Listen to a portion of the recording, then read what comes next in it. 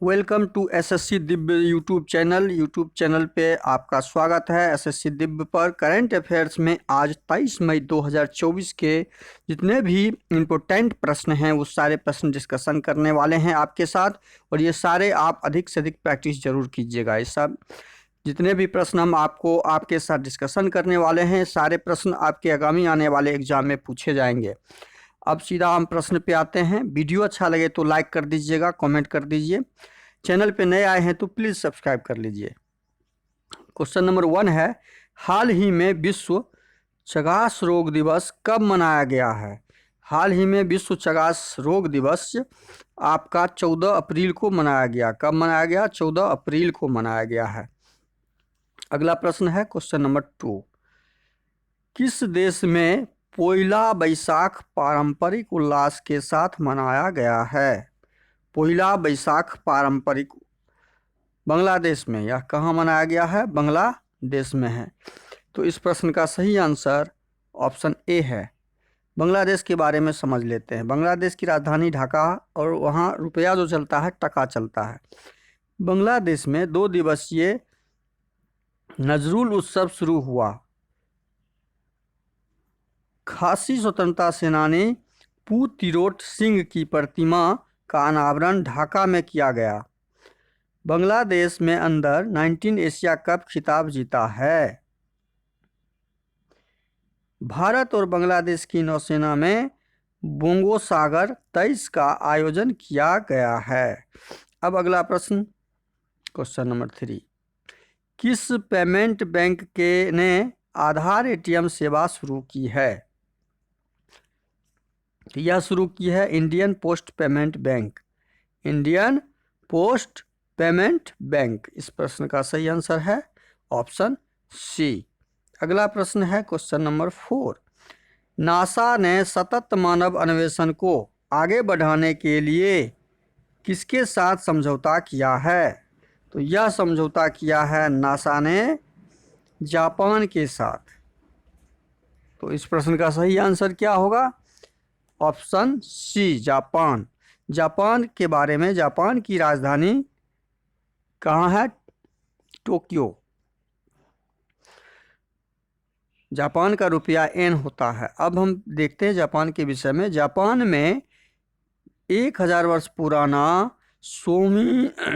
सोमेनसाई महोत्सव समाप्त हुआ। जापान दुनिया का पहला लकड़ी का उपग्रह लॉन्च करेगा। जापान को समुद्र के अंदर ज्वालामुखी विस्फोट के बाद नया द्वीप मिला है। इसरो जापान की स्पेस एजेंसी की मदद से अगला चांद मिशन करेगा। जापान के याकोहासा में हॉस्टिंग पिकाचू कार्यक्रम का आयोजन किया है। अगला प्रश्न क्वेश्चन नंबर 5, सीबीआई के संयुक्त निदेशक के रूप में नियुक्त किया गया है किनको? सीबीआई के संयुक्त निदेशक के रूप में अनुराग कुमार को नियुक्त किया गया है। किनको? अनुराग कुमार को। यह इस प्रश्न का सही आंसर ऑप्शन बी है। राष्ट्रीय महिला हॉकी कोच हरेंद्र सिंह को नियुक्त किया गया। ब्रिटेन ने भारत की अपनी पहली महिला उच्चायुक्त लिंडी कैमरून को नियुक्त किया। जगजीत पवारिया को अंतर्राष्ट्रीय नारकोटिक्स नियंत्रण बोर्ड के लिए चुना गया। एसजेवीएम का अध्यक्ष और प्रबंध निदेशक सुशील शर्मा को नियुक्त किया गया है। अगला प्रश्न है क्वेश्चन नंबर 6, क्रिकेट ऑस्ट्रेलिया के पूर्व अध्यक्ष का निधन हुआ। हाल ही में क्रिकेट के ऑस्ट्रेलिया के पूर्व अध्यक्ष का निधन हुआ है। वह कौन? उपनाम उनका नाम क्या था? उनका नाम था जैक क्लार्क। जैक क्लार्क का नाम था। तो इस प्रश्न का सही आंसर ऑप्शन ए है। अगला प्रश्न है क्वेश्चन नंबर 7, हाल ही में नेपाल में यूपीआई को बढ़ावा देने के लिए किसने सेवा और हैन पोखरा के साथ साझेदारी की है?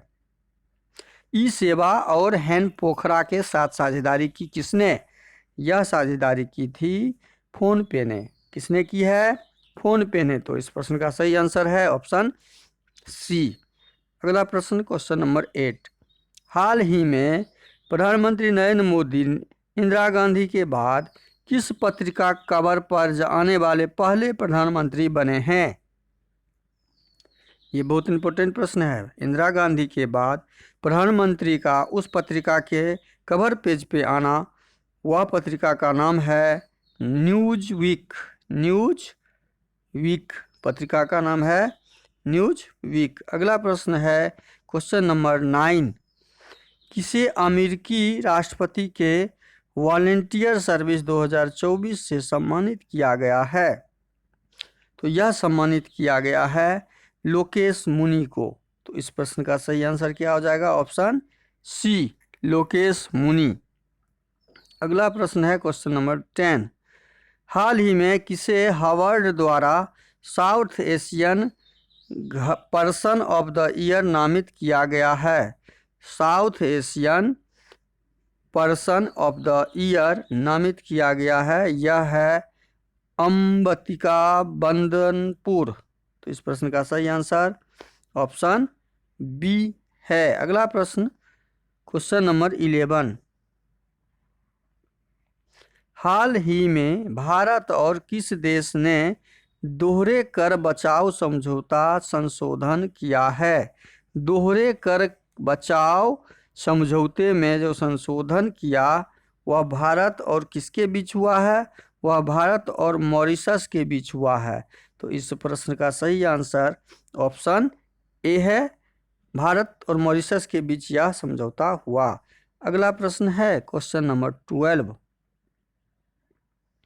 हाल ही में किसने 12वीं बार राष्ट्रीय महिला कैरम खिताब जीता है? राष्ट्रीय महिला कैरम खिताब जीतने वाले 12वीं बार खिलाड़ी हैं रश्मि कुमारी। कौन है? रश्मि कुमारी 12वीं बार राष्ट्रीय कैरम खिताब जीता है। अगला प्रश्न क्वेश्चन नंबर 13।